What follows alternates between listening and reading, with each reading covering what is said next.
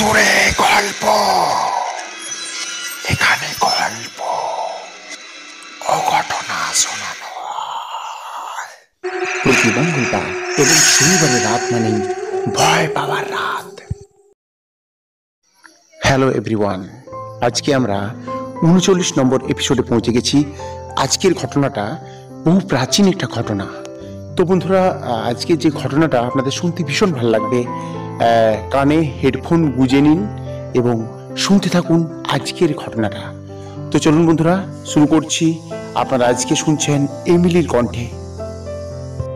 কেমন আছো আমার শ্রোতা বন্ধুরা? আশা করি সকলেই ভালো আছো। আজকে আরও একটি ভৌতিক গল্প নিয়ে তোমাদের সামনে উপস্থিত হয়েছি। শুরু করছি আজকের ভৌতিক গল্প। বহুদিন আগের একটি ঘটনা। এক গ্রামে একটি পরিবার ছিল। সেই পরিবারের সদস্য সংখ্যা ছিল 6 জন। শ্বশুর, শাশুড়ি, ছেলে, বৌমা ও 2টি বাচ্চা, একজন ছেলে ও একটি মেয়ে। শ্বশুর বিভূতি চক্রবর্তী আগে গ্রামের প্রাথমিক স্কুলে শিক্ষকতা করতেন, কিন্তু এখন তিনি অবসরপ্রাপ্ত ব্যক্তি। ছেলে পরিতোষ চক্রবর্তী কর্মসূত্রে বাইরে থাকেন। ওই পরিবারে 2টি বাচ্চা ছিল। একটি মেয়ে, তার বয়সেই হবে আনুমানিক 13 বছর, তার নাম লতা। আর একটি ছোট্ট ছেলে, তার নাম বাবলু, তার বয়স 5 বছর। বেশ সুখেই চলছিল তাদের পরিবার। এই পরিবারের সাথেই ঘটে গিয়েছিল একটি ভৌতিক ঘটনা। তখনকার দিনে গ্রামাঞ্চলে আমরা সকলেই জানি শৌচালয়ের কোনো ব্যবস্থা ছিল না। গ্রামের লোকজনকে তাই শৌচকর্ম করতে খোলা মাঠে বা জঙ্গলে যেতে হতো। বিভূতিবাবুর বাড়ির লোকেরা তাই বাড়ি থেকে কিছুটা দূরে গিয়ে একটি আমবাগানের মধ্যে শৌচকর্ম করতেন। সেই আমবাগানের পাশ দিয়ে কিছুটা দূরে গিয়ে একটা পুকুর ছিল। সেই পুকুরের পাশ দিয়ে একটা সরু রাস্তা চলে গেছে। সেই রাস্তার একদম শেষ প্রান্তে একটি বহু পুরনো বাড়ি আছে। সেই বাড়িটি ভুতুড়ে বাড়ি নামে পরিচিত। সেখানকার গ্রামবাসীদের মুখে শোনা যায় যে ব্রিটিশ আমলে এটি একটি নীলকর সাহেবের বাংলো ছিল। উনি ওনার স্ত্রীকে নিয়ে সেখানেই থাকতেন।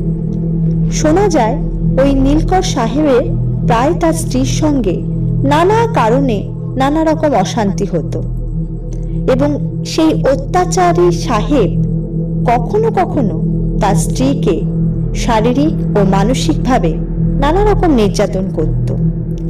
এই শারীরিক ও মানসিক নির্যাতন সহ্য করতে না পেরে তার স্ত্রী একদিন গলায় দড়ি দিয়ে ওই বাংলোর মধ্যে আত্মহত্যা করেন তার স্বামীর অনুপস্থিতিতে। এরপর ওই নীলকর সাহেব ওই বাংলো ছেড়ে ভয়ে অন্যত্র পালিয়ে যান।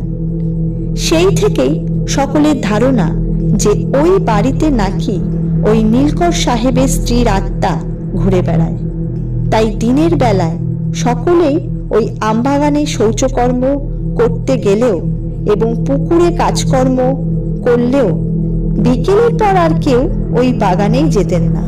কিন্তু ভুলবশত একদিন রাতে ওই বাগানেই শৌচকর্ম করতে গিয়ে বিভূতিবাবুর 13 বছরের নাতনি একটি ভৌতিক অভিজ্ঞতার শিকার হন। সেদিন সকাল থেকেই প্রচুর বৃষ্টি, চারিদিকে ঠান্ডা ঠান্ডা আবহাওয়া। তাই সেদিন সন্ধ্যে 7টার মধ্যেই সব গ্রামবাসী ঘরে ঢুকে যায়। বর্ষার রাতে গ্রামের পরিস্থিতিটা যে কেমন হবে সেটা ভালোই বুঝতে পারছেন শ্রোতা বন্ধুরা। চারিদিকে ঝমঝম করে অনবরত বৃষ্টি পড়ছে, চারিদিকে ঠান্ডা বাতাস বইছে, ব্যাঙের প্রমাণের শব্দ শোনা যাচ্ছে অনবরত। সেই সঙ্গে ঝিঝি পোকার ডাক, চারিদিকে যেন ঝিঝি পোকার শব্দে মেতে উঠেছে। এই দুর্যোগপূর্ণ রাতে রাত 9টার মধ্যেই সকল গ্রামবাসী খেয়ে শুয়ে পড়েছেন যথারীতি। হঠাৎ মাঝরাতে বিভূতিবাবুর নাতনি 13 বছরের লতার পায়খানা চাপে। সে তার মাকে ডাকে বাইরে যাবার জন্য, কিন্তু এই নিশুতি রাতে বাইরে কিভাবে অতটুকু মেয়েকে নিয়ে এই বর্ষা রাতে বের হবে তা ভাবতে থাকে লতার মা। ঘড়িতে তখন রাত 2টো।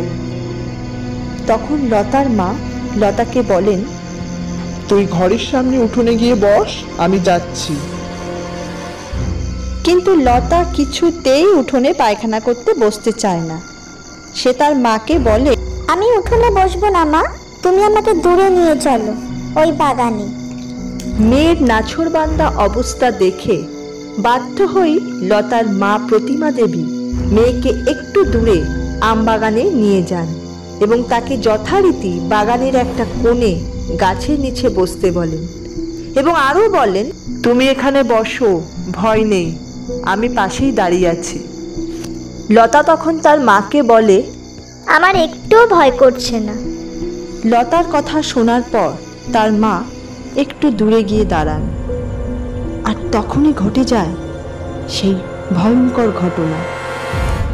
লতা মাথা নিচু করে বসেছিল, পাশে কুপি রাখা ছিল। হঠাৎ তার নজরে আসে দুটো সাদা পা তার সামনে ক্রমাগত ভেসে আসছে। লতা মনে করে হয়তো মা আসছে। ও তখন ওর মাকে কাছে আসতে নিষেধ করে, কিন্তু দেখা যায় পা দুটো ক্রমশ ভেসে আসছে। তারপর আস্তে আস্তে পা দুটো লতার সামনে এসে মাটিতে দাঁড়ালো। লতা ভয় পেয়ে ওপর দিকে তাকাতেই যে ভয়ঙ্কর একটি দৃশ্য দেখলো তা মুখে বলে বর্ণনা করা যাবে না। একটা মেয়ে সাদা সেমিজ পরে তার সামনে দাঁড়িয়ে আছে, চুলগুলো ছাড়া দেওয়া, মুখের দুপাশ দিয়ে রক্ত গড়িয়ে পড়ছে, চোখের নিচে কালো দাগ, চোখ দুটো যেন ঠিকরে বেরোচ্ছে। লতার দিকে এক দৃষ্টে তাকিয়ে আছে সেই মেয়ে। এই ভয়ঙ্কর দৃশ্য দেখে লতা ভয়ে চিৎকার করে অজ্ঞান হয়ে যায়। তার মা চিৎকারের শব্দ শুনে তৎক্ষণাৎ সেখানে ছুটে যায় এবং মেয়েকে কোলে নিয়ে তাড়াতাড়ি বাড়ি চলে যায়। পরদিন সকালে গোটা গ্রাম এই দুঃসংবাদ শুনে বিভূতিবাবুর বাড়িতে জড়ো হয়। মেয়েটি এতটাই ভয় পেয়েছিল যে সে মানসিক ও শারীরিকভাবে খুবই অসুস্থ হয়ে পড়েছিল। বহু চিকিৎসা, ঝাড়ফুঁক, ওঝা তান্ত্রিক করেও কোনো সুরাহাই হয়নি। শেষ পর্যন্ত টানা 15 দিন জ্বরে ভোগার পর মেয়েটি শেষ নিঃশ্বাস ত্যাগ করেন। এই ছিল আজকের ভৌতিক গল্প। বন্ধুরা, আপনাদের গল্পটা কেমন লাগলো সেটা অবশ্যই কমেন্ট করে কমেন্ট সেকশনে লিখে জানান এবং ভিডিওতে লাইক করতে ভুলবেন না। তখন পর্যন্ত আপনারা সবাই ভালো থাকবেন। আর একটা বিষয় বলবো, অবশ্যই চ্যানেলটাকে সাবস্ক্রাইব করবেন, কারণ চ্যানেলটাকে সাবস্ক্রাইব না করলে আমাদের ভিডিও আপনাদের কাছে নোটিফিকেশন যাবে না। অবশ্যই চ্যানেলটাকে সাবস্ক্রাইব করুন আর প্রত্যেকেই ভালো থাকবেন। বেশি কথা বলে ভিডিওকে বাড়াবো না। ধন্যবাদ।